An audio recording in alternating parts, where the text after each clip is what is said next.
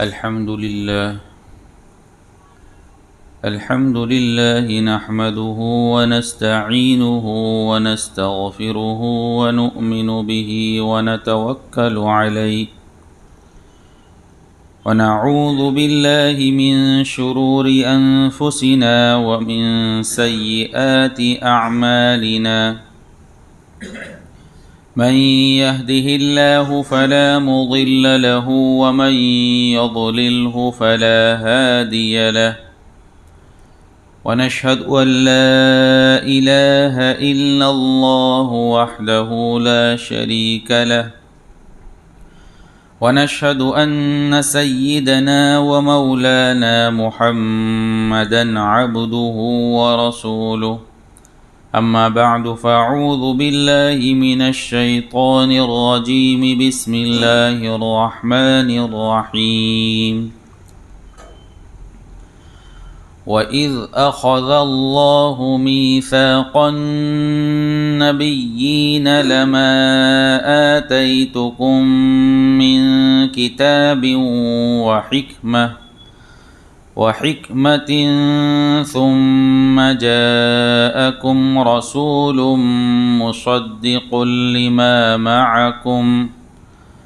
مصدق لما معكم لتؤمنن به ولتنصرنه قال أأقررتم وأخذتم على ذلكم إصري قالوا أقررنا قال فاشهدوا وأنا معكم من الشاهدين فمن تولى بعد ذلك فأولئك هم الفاسقون۔ یہ سورہ آل عمران کی 81 اور 82 نمبر کی آیت کریمہ ہے۔ اللہ رب العزت فرماتے ہیں، اور ان کو وہ وقت یاد دلاؤ جب اللہ نے پیغمبروں سے عہد لیا تھا کہ اگر میں تم کو کتاب اور حکمت عطا کروں پھر تمہارے پاس کوئی رسول آئے جو اس کتاب کی تصدیق کرے جو تمہارے پاس ہے تو تم اس پر ضرور ایمان لاؤ گے اور ضرور اس کی مدد کرو گے۔ اللہ نے ان پیغمبروں سے کہا تھا کہ کیا تم اس بات کا اقرار کرتے ہو اور میری طرف سے دی ہوئی یہ ذمہ داری اٹھاتے ہو؟ انہوں نے کہا تھا، ہم اقرار کرتے ہیں۔ اللہ نے کہا، تو پھر ایک دوسرے کے اقرار کے گواہ بن جاؤ اور میں بھی تمہارے ساتھ گواہی میں شامل ہوں۔ اس کے بعد بھی جو لوگ ہدایت سے منہ موڑیں گے تو ایسے لوگ نافرمان ہوں گے۔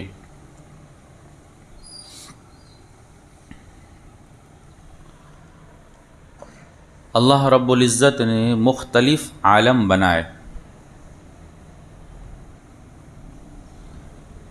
جس میں ہم چل رہے ہیں، اس کو عالم دنیا کہیں گے۔ اس سے پہلے ایک عالم گزرا ہے جس کو عالم ارواح کہتے ہیں، اور پھر جب ہماری آنکھ بند ہو جائے گی وہاں سے لے کر قیامت تک کے عالم کو عالم برزخ کہیں گے۔ پھر عالم برزخ کے بعد عالم قیامت، جہاں جنت اور جہنم سامنے ہوگی۔ تو ہم جس عالم میں چل رہے ہیں اس سے پہلے ہم ایک عالم میں تھے جس کو عالم ارواح کہا جاتا ہے۔ اللہ رب العزت نے سب سے پہلے حضرت آدم علیہ السلام کو بنایا، لیکن حضرت آدم علیہ السلام کے بنانے سے پہلے اللہ رب العزت نے حضرت آدم علیہ السلام سے لے کر قیامت تک کے آنے والے آخری انسان تک سارے لوگوں کی روحوں کو پیدا کیا، سب کی روح پیدا ہو گئی، اور وہ ساری روحیں ایک جگہ جمع کر دی گئی، تو اس کو کہیں گے عالم ارواح، روحوں کا عالم۔ اس وقت اللہ رب العزت نے سارے لوگوں سے عہد لیا، آدم علیہ السلام سے لے کر قیامت تک کے انسان، ان سب کی روحوں سے ایک عہد و پیمان لیا، جس کا ذکر سورہ اعراف میں ہے۔ الست بربکم، سب کو جمع کر کے اللہ نے سوال کیا کہ کیا میں تمہارا پروردگار نہیں ہوں؟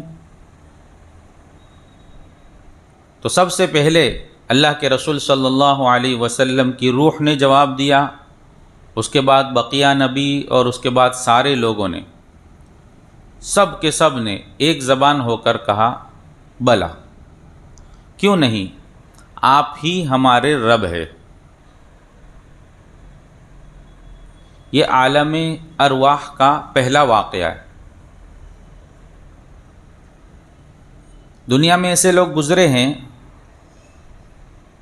جن کو وہ عالم ارواح کا واقعہ اور اس زمانے کا ہونے والا جو عہد و پیمان اور بات چیت وہ یاد تھی۔ حضرت ذوالنون مصری رحمۃ اللہ علیہ فرماتے ہیں کہ میرے کو وہ عالم ابھی ذہن میں ہے، میں گویا سن رہا ہوں اس وقت کو کہ جو اللہ رب العزت نے سوال کیا تھا۔ غالباً حضرت علی رضی اللہ تعالیٰ عنہ فرماتے ہیں کہ وہ عالم ارواح میں میرے بازو میں کون ہے، کون کھڑا ہوا تھا، وہ مجھے یاد ہے کہ کون تھا میرے بازو، لیکن ہم کو چونکہ یاد نہیں ہے تو اللہ رب العزت نے اس کے لیے ہمیں کتاب دی اور اس کے اندر پورا واقعہ بیان کیا، اس کا تذکرہ کیا کہ اس طرح کا واقعہ ہو چکا ہے، اور اس واقعے کے بعد اللہ نے اس کی تصدیق کے لیے دنیا میں بھیجا کہ اب کون دنیا میں جا کر اس اقرار کو پورا کرتا ہے، یعنی اللہ رب العزت کی اطاعت کرتا ہے، اللہ کی مان کر چلتا ہے، یا پھر اس کیے ہوئے عہد کے خلاف دنیا میں زندگی گزارتا ہے، اللہ کی نافرمانی کرتا ہے، کس طرح وہ اپنے اس کیے ہوئے عہد کو پورا کرتا ہے۔ تو یہ ہوا پہلا معاہدہ، جس کو میثاق کہیں گے۔ دوسرا، اللہ رب العزت نے سب نبی کی روحوں کو جمع کیا الگ سے، اسپیشل میٹنگ، اور اس کے اندر صرف سارے نبی، حضرت آدم علیہ السلام سے لے کر حضرت محمد صلی اللہ علیہ وسلم تک کے سارے نبی اور رسول پیغمبروں کو، ان کی روحوں کو جمع کیا، اور پھر اس کے بعد ان سے معاہدہ لیا، جس کا ذکر اس آیت میں ہے، جو سب نبیوں سے معاہدہ لیا گیا تھا، عہد و پیمان لیا گیا تھا، کہ جب اللہ رب العزت نے پیغمبروں سے عہد لیا تھا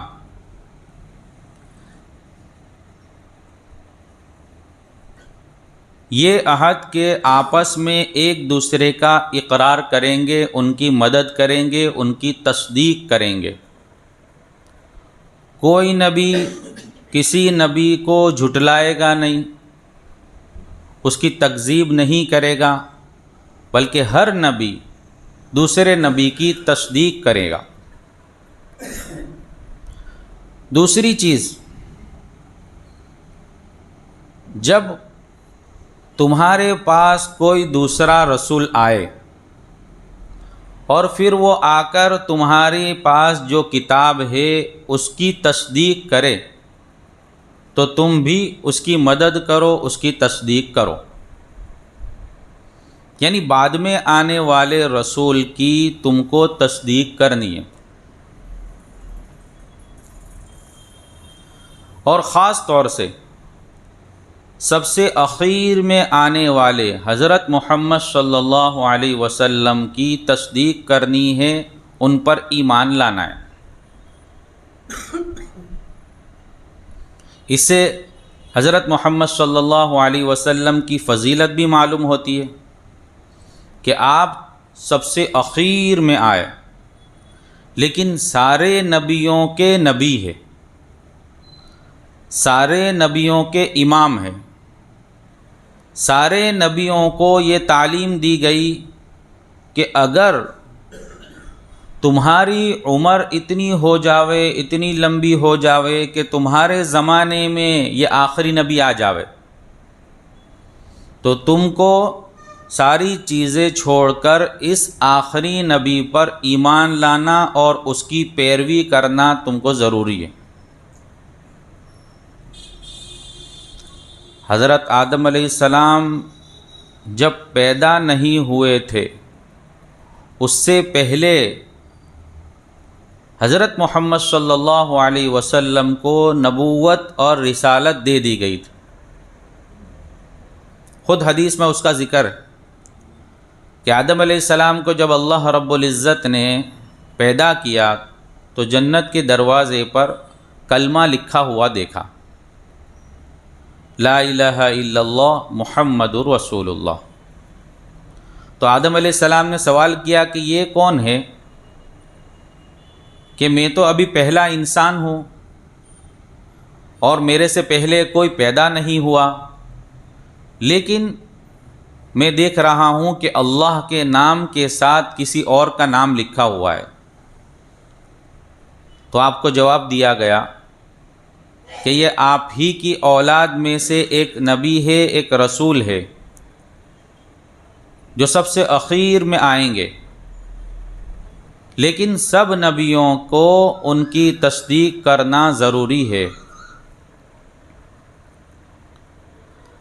اللہ کے رسول صلی اللہ علیہ وسلم کو معراج نصیب ہوئی۔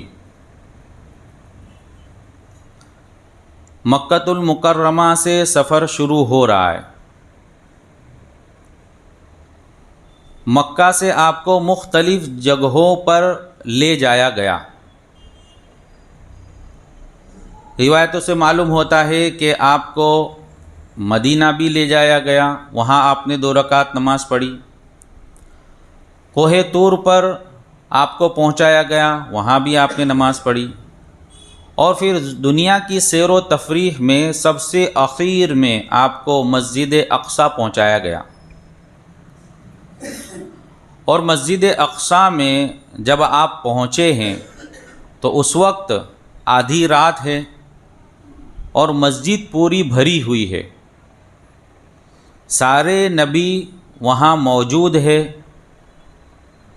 حضرت آدم علیہ السلام سے لے کر حضرت عیسیٰ علیہ السلام تک جتنے نبی اور رسول اور پیغمبر آئے ہیں، سب کے سب وہاں موجود ہیں۔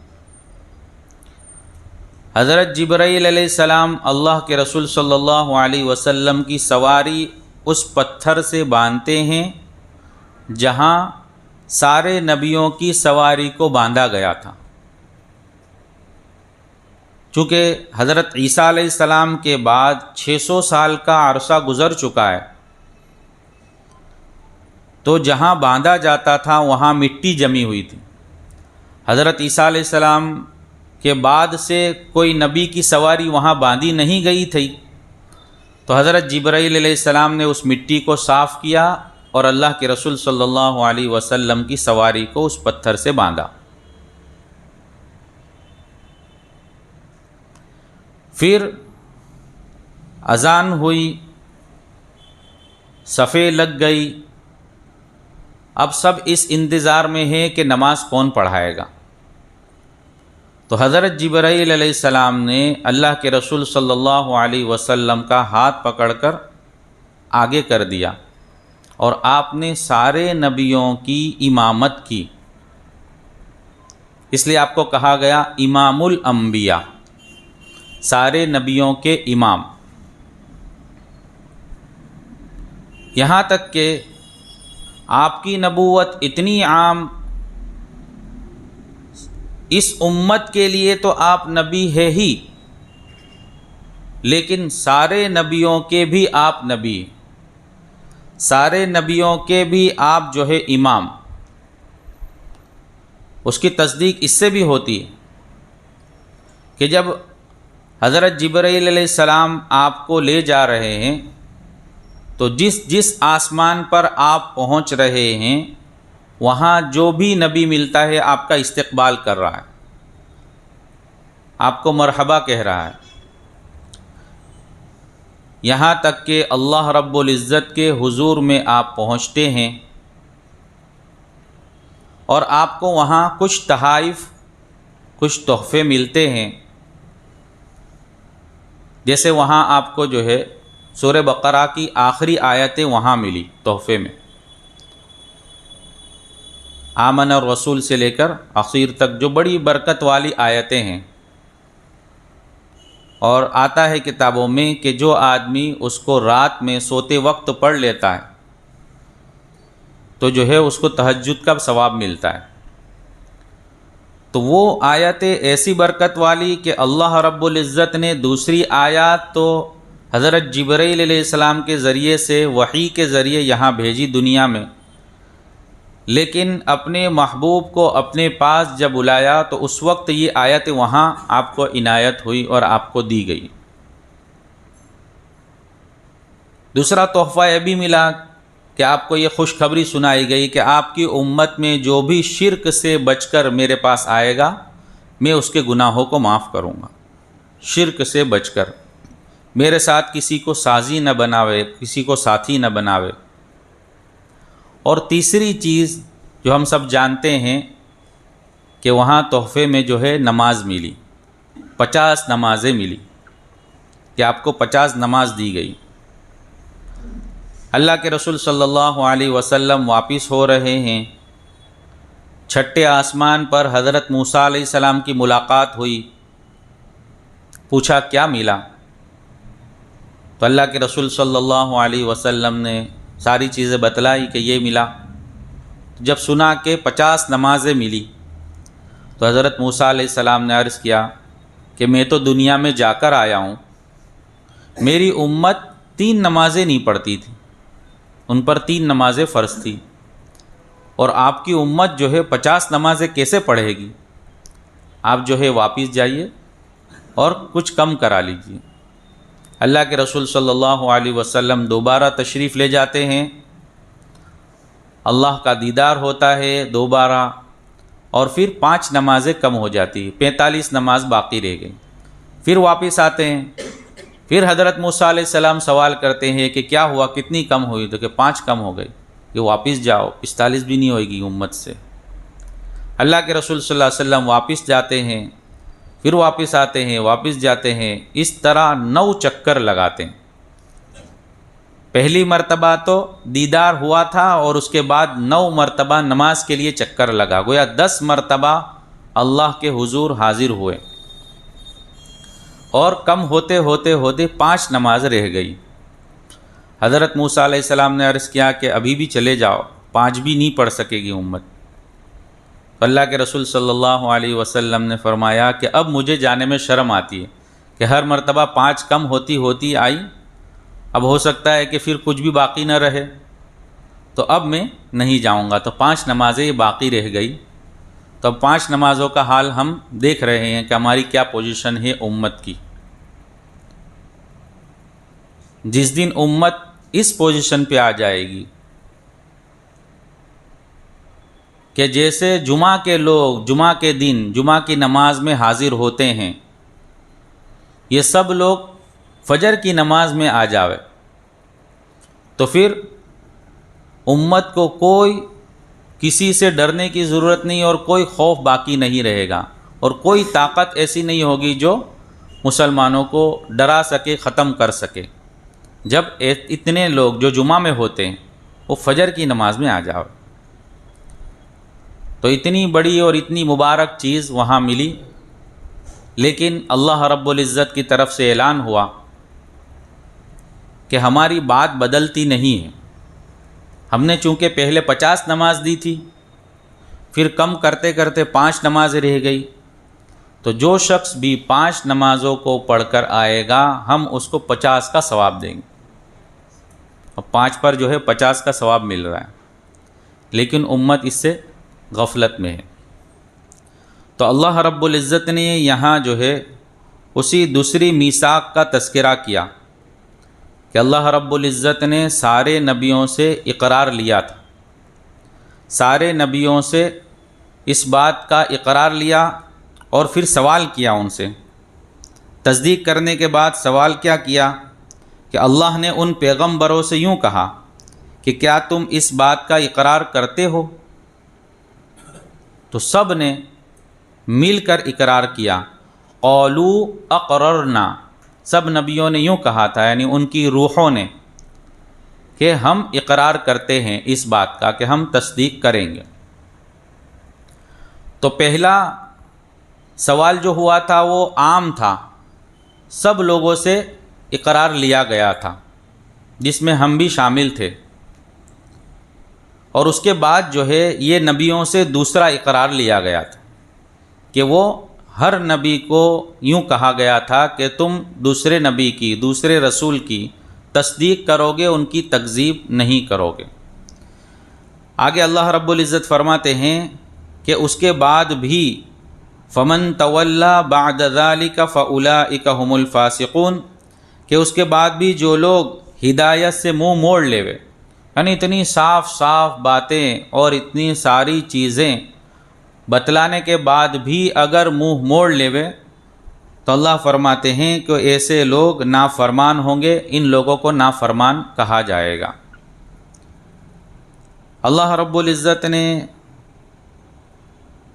اس کے بعد جو ہے اپنی قدرت بیان کی، افغیر دین اللہ یبغون وله اسلم من فی السماوات والارض طوعا وکرہا والیہ یرجعون۔ اب کیا یہ لوگ اللہ کے دین کے علاوہ کسی اور دین کی تلاش میں ہیں؟ حالانکہ آسمانوں اور زمین میں جتنی مخلوقات ہیں ان سب نے اللہ ہی کے آگے گردن جھکا رکھی ہے، کچھ نے خوشی سے اور کچھ نے ناچار ہو کر، اور اسی کی طرف سب کو لوٹ کر جانا ہے، سب اسی کی طرف لوٹ کر جائیں گے۔ اتنی ساری علامتیں اور نشانیاں اور احکامات کو اللہ رب العزت نے کھول کھول کر بیان کر دیا اور اس کے فضائل بیان کر دیے۔ پھر اللہ فرماتے ہیں کہ کیا پھر بھی اس دین کو چھوڑ کر تم کسی اور دین کی تلاش میں ہو؟ اتنا بہترین دین اور اتنی ساری چیزیں کھول کھول کر واضح طور پر بیان کر دینے کے بعد بھی اس دین کے اوپر نہیں چلو گے؟ سوال کر رہا اللہ، پھر بھی اس دین کو چھوڑ دو گے؟ پھر اپنی قدرت بیان کی کہ زمین اور آسمان میں جتنی بھی چیزیں وہ سب کے سب جو ہے اللہ کے آگے جھکی ہوئی ہے۔ بعض چیزیں بعض لوگ خوشی سے جھکتے ہیں جیسے ایمان والے، اور بعض لوگ نہ چاہتے ہوئے نہ خوشی سے اللہ کے سامنے جھکتے۔ خوشی سے جھکنا تو سمجھ میں آتا ہے، ناچار ہو کر نہ چاہتے ہوئے تو اس کا مطلب یہ ہے کہ بہت ساری چیزیں ایسی ہے جو انسان نہیں چاہتا ہے، لیکن اللہ رب العزت کی طرف سے چونکہ فیصلہ ہو چکا ہے، تو اب نہ چاہتے ہوئے بھی اللہ کی طرف سے فیصلہ ہو چکا ہے تو وہاں جھکنا ہی پڑے گا، سر جھکانا ہی پڑے گا۔